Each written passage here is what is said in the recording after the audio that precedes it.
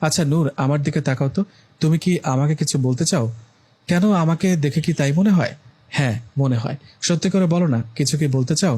আমার কথায় নূর আমার দিকে তাকিয়ে বলল, ভালো লাগে আপনাকে, অনেক ভালো লাগে, আগে থেকেই। নূরের কথা যেন আকাশ থেকে বললাম। আমাকে নূরের ভালো লাগে, নূরকেও তো আমার ভালো লাগে।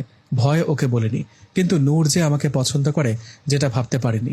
নূরকে আমার ভালো লাগে কথাটা ওকে বুঝতে না দিয়ে বললাম, নূর সত্যি বলছো নাকি মজা করছো?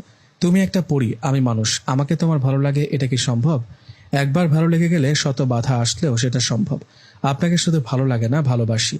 মাদ্রাসায় গিয়ে আমার কথা ভুলে যেও না। আমার কথা কাউকে বলে দিও না, ভাইকেও বলো না। মনে থাকবে তো? এখন ঘুমাও। নূরের কথায় অবাক হয়ে শুয়ে রইলাম। এদিকে আমাকে কথাগুলো বলে চলে গেল নূর। নূর চলে যাবার কিছুক্ষণ পর আমি ঘুমিয়ে পড়লাম। আমার যখন ভেঙে যায় ঘুম, তখন আমি নিজেকে দেখতে পাই মাদ্রাসায়। নিজেকে মাদ্রাসায় দেখে বলি, আমি এখানে